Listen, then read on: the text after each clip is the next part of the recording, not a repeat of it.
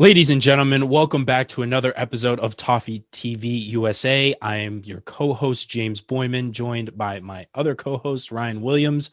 It's been a great week to be a Blue. We got some big news to go through today. We're going to start with just a little bit of, I wouldn't call it gloating, but celebration post-Derby, maybe a little bit of gloating. I don't think there's anything wrong with a little bit of gloating, is there? No, I think it's been well earned, Ryan. And then we're going to move into, of course, today's announcement of the signing new contract for our favorite left back, Luca Dean.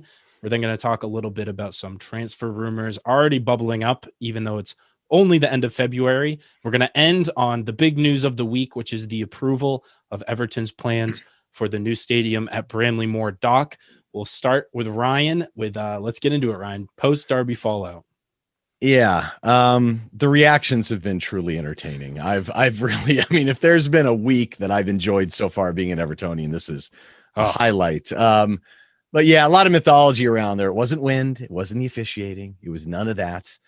We had a good game plan. We executed it well and we won the match and we deserved it. And that's really it. Not too much more to be said. But yeah, I think that, not the only good news this week, and certainly the Luca Dean contract signing is big news. And I think a great move for the club. Yes, most definitely. I think this is a real statement of intent, able to lock down a player who by almost every metric is one of the top left backs in all of Europe and the top 5 European leagues. Definitely. And to sign him till 2025 when he'll be 31 years old. Clearly, the player feels very confident in committing his future to Everton, really his prime to Everton, barring any ridiculous transfer bids that come in. And even so, this is a sort of hedge against that, and there's nothing wrong with it. And I just wanted to take a quick look at some of the statistics for Luca Dean this season, because we all know that we were able to kind of weather the storm with him out, with Ben Godfrey filling in as an ad hoc left back. But really what we missed on that left-hand side was his creation numbers. And really, for a player who's third on our team in assists behind only Gylfi Sigurdsson and James Rodriguez, third in progressive passes into the box per 90 behind James and Iwobi, completes the most crosses per into the box per 90 at almost a full cross per match. Third in key passes per 90, Ryan. You could go on, but there's really no understating how important this guy is to our attack and also how impressive he is on the defensive end. And I think he really showed both sides of his game in the Derby. Yeah, and I've really enjoyed some of the commentary by Toffee TV brethren, Ped, explaining Luca Dean and all the chances he's created. More chances than any other left back in Europe's top 5 leagues since the 18-19 season. More than Andrew Robertson. And that, my friends, it's science. That's Indeed. It. Not logistics. Not logistics at all. Not at all, man. I don't even understand that. It's science. But yeah, obviously it's a great move for the club, and he's one of the best left backs, certainly in Europe. I can't even imagine losing him, trying to replace him, how difficult that would be. And he's going to be so key to us breaking down some of the teams that we need to in the next couple weeks. So I'm thrilled. All Evertonians should be. Yeah, most definitely. I think it's really bodes well for the future. I think he's one of the cornerstone players for Everton in this kind of mission to get to Europe and sustain that level of success. He's going to be an integral part of that. So more to come. And he's really hasn't even hit his ceiling yet, if you ask me. And so still room to grow, and really optimistic for him to have the opportunity to do that at Everton. Now, Ryan, let's pivot a little bit, because I know that the right side of defense has been an area of concern, and there were some interesting rumors this week from our favorite, most reliable journo in the game, and that is Fabrizio Romano, who has said that Everton are interested in Norwich City's Max Aarons as a potential target for the next transfer window. He's in the list. Ancelotti looking for a new right back. No surprise there. But rumored that Bayern Munich are also in talks, as well as Manchester United, for this kid. And when you have clubs like that in the mix, inevitably the transfer fee starts out high and only goes higher. Yeah, I think that's fair. Look, he's a good player. He's a young player. He doesn't turn 21 until April. But there are a lot of right backs out there. And look, the bottom line is Everton does not have the revenues yet, even if we make Europe, that a club like Manchester United or Bayern Munich would have. And while, we need homegrown players, we need English players right now. We have plenty of them. So barring a mass exodus, I don't know. I think he's a good player. a young player that can get better. But man, some of the price tags you see out there, 30 to 35 million pounds. Is he, I mean, to me, if you're going to make that sort of investment in that area, you're probably going to have to sacrifice making investment elsewhere, unless we have a lot of outs. And I'm not so sure if, he's eventually going to be truly that elite right back that we need. Is he going to be the Luka Dean on the right side? Very good player. I don't know. It just seems like there's a lot of alternatives. There's a lot of fish in the sea, shall I say. A lot of right backs out there that I think maybe we could go cheaper at that position and go bigger elsewhere. I don't know what your takes are. His performance in the championship. The offensive numbers are still very good. Defensive numbers are lacking. I actually think he's probably underrated as a defensive player and slightly overrated as an attacking player.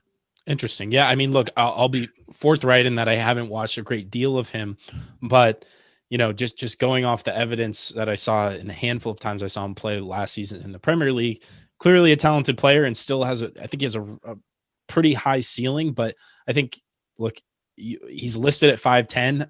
I think that's very generous. Frankly, there's no way he's that big. He's small, which is not necessarily the worst thing. Probably he's quick. He can get up and down the pitch. But if you're looking for, again, the type of player who can contribute on both ends, I'm not convinced. I mean, look, that we said the same thing, had some of the similar concerns about Ben Godfrey and were proven wrong, given how poor Norwich's defense was last season. And maybe that's a product of that. But in the championship, they've had the ball a lot, and he maybe hasn't created quite as well as you might expect. Yeah, I mean, look, some of the stuff are good. The height really doesn't matter that much, but he's not been good in the air. So you kind of think, boy, is this a situation where they're just going to be firing hoofballs at that side of our defense? But look, he's second in attacking actions for right back in the championship, fourth in dribbles per 90, 61% dribble rate's okay. I mean, is he fantastic with the ball, juking people out right and left? No, but he can get forward. Third in touches in the box, P90. I mean, there's some good offensive metrics. But yeah, I just think it's a price issue. You know what I mean? He is a good player. I know a lot of people latch onto him because he's English and we know him, but there's a lot of right backs out there. At least that's my thought. Yeah, I mean, I think that has to be the case. You probably, if you can find a player of similar caliber, maybe not as high a profile for 10, 15, even 20, and you allocate that extra 15 million allegedly elsewhere, I just think that seems like a shrewder move from Marcel Brands. He hasn't been the type of guy to go for that kind of headliner signing, which Max Aarons would probably be the highest profile signing we've executed to date. Yeah, in terms of a big dollar kind of allotment. Well, no, but in terms of competition, though, I don't think that's a crazy comment. Now, either way, moving on, we've had a lot more good news. I mean, the bottom line is we know we're going to have to make a right back move at one point. But the big news was the approval of both the stadium and the Goodison Park redevelopment plan by the Liverpool City Council. James, this is big news. Very, very exciting news. So the planning application for Bramley Moore Dock and the community-led legacy project at Goodison Park unanimously approved by Liverpool City Council, local authorities planning committee. They hosted a special meeting for at which Everton CEO, of course, Denise Barrett-Baxendale, and Stadium Development Director Colin Chong had a very robust presentation. I didn't obviously get the chance to see it, but the reviews were quite impressive. They said that very well presented, very well prepared for any follow-up questions, and very compelling case made for why this project should go forward. And understandably, it was passed in unanimous fashion. And so I guess the question then becomes, I think the celebrations was like, this is happening, this is done, this is going on. And I think that it is warranted to some extent, Ryan, but there are still some bureaucratic hoops to jump through, thanks to some certain organizations who've decided to put up a valiant last stand on some bizarre basis. So let's get into that a little bit. Yeah, this one's hard for us Americans, and I think that's kind of our take on this, to truly understand the level of bureaucracy sometimes. Well, obviously financial aspects remain, the financing, but I'm going to rely on Paul Liesk and John and the rest of the crew to kind of get through that for us. But yeah, the last hoop really is to have the Secretary of State for Housing, Robert Jenrick. He's going to have an initial 21 days to review the proposal, the plan. And yeah, we have an opponent. Historic England still objects to the plan. I mean, look, we decided that the club has decided it's going to spend 55 million pounds preserving heritage assets for everyone to enjoy. And they still object. And to me, I think it's all very strange for us. But one thing that I will say, and a tip of the cap to Councillor Johansson, He admittedly said he was a Red, but I think some of his speech, I guess, in the presentation was clearly targeted towards these guys. And I really appreciated what he has to say. And I think it's some very insightful thing that we can give in response to that as tourists. Yeah, most definitely. So the direct quote, and it's a little long, so bear with us, but he said, and again, a Red saying this, so you kind of have to even appreciate it more. Yeah. I find it a little bit insulting that you have historic England who don't live in Liverpool. I don't even know where they. Swindon is their headquarters. Swindon. But they can come in and pontificate and ask for a call-in that could place the project in jeopardy and delay what Everton are trying to do. What they're trying to do is create employment, create an iconic stadium on the waterfront that will hopefully not just be used for football, but be used for a diverse number of businesses and also be used by the wider community and become probably one of the most sought-after visitor attractions, hopefully, within Liverpool. Now, there's a lot of hopefullys and probablys as this isn't done, but I think he makes a really good point in that, look, this isn't just about a football club looking for a new place to play. This has such broad implications for the entire city, for the region, and for an economy that has had its struggles. And so this is a huge injection of jobs, of capital and development into an area that frankly desperately needs it. Yeah, and look, we've both been to Liverpool fairly recently, just as recent as last year. And look, I love the concept of the docks, and I'm really into history probably more than most people. And I truly enjoyed the Maritime Museum. But that's how I digested the history of the docks. You know, you go up to the top floor, you see a whole scheme of what the docks look like, and, you know, the elevated train that used to run through it and all the fascinating aspects of it. And you can even, there's a view window, you can look out kind of towards, you know, the Merseyside and the whole dock construction, and it looks kind of cool. But I mean, their big issue is the filling in of the dock. Now you've been there. Did you really need to walk all the way down to the farthest dock from downtown and go check out a giant body of water to gain an appreciation and preserve the historical understanding of the docks? Is that really necessary at the expense of the public benefit of this project? I mean, this seems like special interest gone haywire to me. It just makes no sense. I did go down briefly to the docks. You see them, and frankly, all due respect, it is a historical site, and I recognize the importance that Liverpool has played in terms of like the history of the British Empire as a hub for trade and all of these sorts of things. But let's be clear, this isn't exciting stuff to go down and view. It's a body of water and it's a dock. And there just doesn't go much beyond that. And the only reason that I went down there in the first place is because I knew it was going to be the future site of Everton Stadium. Right. So otherwise, I couldn't, frankly, have cared much less about it. No. So what a better way to get people involved in understanding and appreciating the history of Liverpool. And frankly, what I would do is, you know, renovate the hydraulic tower and make that a visitor center and get people in there to look at stuff and really appreciate it. That might pique their curiosity and they may want to go back through the other docks or whatnot. But look, Historic England's issue is really only one. It's literally the filling in the dock. When you read their statements and go on long, the loss of the water would result in substantial harm. First of all, the verbiage there is absolutely fantastic, but this is their game plan, truly.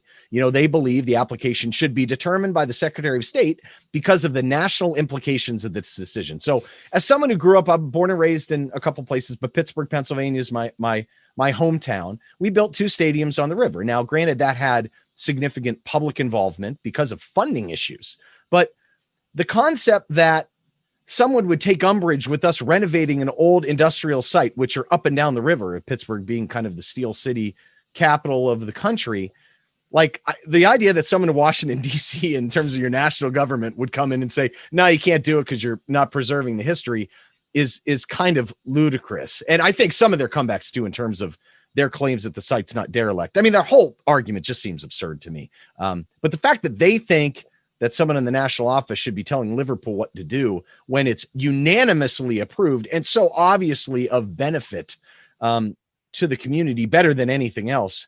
I mean, what are they even talking about at this point? This is hard for me to understand as an American, and maybe it's our pro-commerce viewpoint on certain things, but man, more often than not, the communities get together. Heck, local governments will even fund for this because the benefits, it's such a unique thing that doesn't come that very often. You want to do it right and make sure it works within the public good, not to turn it down. Yeah, to do nothing to a site that really, I mean, there's the historical aspect of it, but to pin it down to say that the significance of the site itself is all of a sudden destroyed entirely by filling in of a single dock. It's not like it's the only one. And there's other iconic buildings in the area that are just as historic and would still be there. And so it makes so little sense, as well as just disregarding all of the positive benefits, to say that we should just, we should forego all of the jobs and all the infrastructure and all of the businesses that it will help and everything, because we want to have this body of water still be there. Well, okay. Let's cut them a little bit of a break. So no, let's look at their argument. Okay. I think they have some serious merit here. Okay. The site's first of all, number one, the site's not derelict. It was a working dock until 2019. It was used by tugboats, and the warehouse was being used to film a major Hollywood movie, Hummus. Oh, okay. Well, if there's tugboats involved, then scrap it. Never mind. And again, okay, there's a warehouse that was used in a film. Can't be replaced. There's no other warehouses that could possibly, can't find anything else. No, I mean that's what that's their first point as to why the site's not derelict, because they filmed a major motion picture in the warehouse. Like, no one has ever torn down a warehouse that was part of a major motion picture filmed ever before. Okay, so that's point number one. That's a real strong one. Number two, there are potential alternative solutions that could retain the water-filled dock while developing the currently derelict area. So they then go back on themselves and admit that it's derelict. So, like what? What other offers are on the table that could possibly have this sort of impact? It's going to bring 53,000 people down to that spot that is derelict, as they've now gone back on themselves. So what bigger that could have a bigger impact? The worst, though, is their last point, though, is the worst point that they make whatsoever. They sit there and call out the 10 Streets framework that Liverpool City Council have come up with, saying they've set out a positive strategy. Yet the council flat out came out and said it's going to be good for the 10 Streets plan. So to me, there's no way that this should be in any way, shape, or form be rejected by the Home Office. I mean, am I missing anything here? This just seems so ludicrous to me. And why would this never happen in the US, honestly? Because this is so predominantly positive, it would never happen. It's not even like a partisan thing. It doesn't feel like, it just feels like this organization that wants to take a stand for, almost as like a publicity stunt, because there's no good faith argument you could make to actually, again, they say, oh, well, there might be another project. Okay, there might be in 5, 10 years, 20 years, you're going to let it sit there for the time being. This is here now. This is an incredible opportunity. How are you going to just say, nope, we'll pass? This should be rejected. And frankly, I mean, I don't even think the idea of rejecting it should even be entertained. And the fact that they've allowed this to go on as long as it has is as it was alluded to earlier, like disrespectful to the city. And that's an outside perspective. I don't want to speak for anyone, but I know Blues are viewing it like, what is the holdup here? This makes no sense. Yeah. And honestly, look, I cannot even imagine spending, I mean, literally the club in Mosh are going to spend 55 million pounds to preserve the heritage assets. I mean, right. That's a heavy cost just by putting it in that location, but the location is amazing. I mean, this is the type of thing that could revitalize an entire critically historical area, and no one's trampling on it and going to destroy it. I mean, so in the US, obviously this would not happen. I mean, this is so predominantly positive. It wouldn't even require the acquisition of private property, which has already happened. The US would use something like eminent domain, which is something that maybe some other people don't realize, where literally local governments have the ability to seize land, provided they reimburse the individuals that own the land for the greater public good. It's actually indirectly a derivation of the Fifth Amendment. Bill of Rights, my friend. We're bringing up U.S. history right here. It's Toffee TV USA, Ryan. No better place for it. It is. So people have to understand this happens all the time, and even the governments will typically fund some of it. So this one's taxpayers will fund it. Taxpayers will fund this stuff. Yeah, and it's amazing. I mean, just you look at it. It's just phenomenal. We're so excited. It's going to bring people to the city. So speaking as kind of the American tourist, I can't wait for it. I loved Goodison. That place is magic. I'm going to try and hit it as many times as I can before it goes.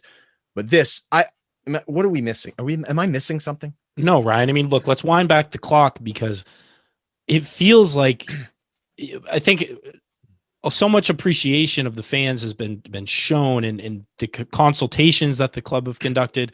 Incredible. Every step of the way, they've been transparent. They've been very receptive to feedback. They did the survey of the city. They've done all of the steps to the point where people were criticizing them for taking too long, with taking too much feedback and consulting too many people. So they've done it by the book. They've done it the right way. And we're finally kind of at the final stages of the preamble, I guess, before you actually put a shovel in the ground. And these jokers just want to show up and make a scene to try to derail the whole thing. Not even, it's disgraceful. And frankly, it fails on its merits. And therefore I'd be shocked if it isn't laughed out of the room all the way up until they have no further recourse. Yeah. So I would love to hear perspective from others too, that maybe feel a little more strongly the other way. You know, obviously we don't have quite the historical appreciation of, you know, England but certainly I think we have some level of it for Liverpool, but it's very strange to me that some body group could influence the central government to do something that's so predominantly in favor and positive from a locality. Very strange to me, but we love and welcome the feedback either way.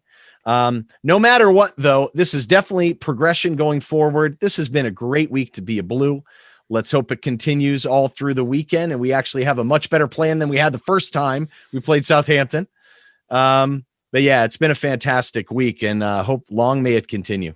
Yeah, it really does feel like a culmination of events of the past week represent a significant watershed moment, perhaps, for Everton as we continue this quest to be a powerhouse in the Premier League for years to come. Watershed, the tide is turning. We're feeling a wave of positivity. Blue wave, wave. So bad. Apologies. I'm sorry. It's okay. No, I think that's probably, before we derail too much further, probably a good place to wrap up. So thank you as always for watching this episode of Toffee TV USA. If you aren't already subscribed to Toffee TV, hit that subscribe button, hit that like button on our video, leave us a comment. Also, if you did enjoy the video, check out our show on the American Toffee podcast. You can see the logo right above Ryan's shoulder. We can be found. All of our links will be in the description of the video, and it is linktr.ee/USA Toffee Pod. You can find all of the locations, podcast platforms, etc., as well as our social media. And Ryan, it's been good to be back on Toffee TV USA. Hopefully we don't take quite as long a hiatus until the next episode. But as always, it's been a great time, and thank you. And until the next time, up the Toffees.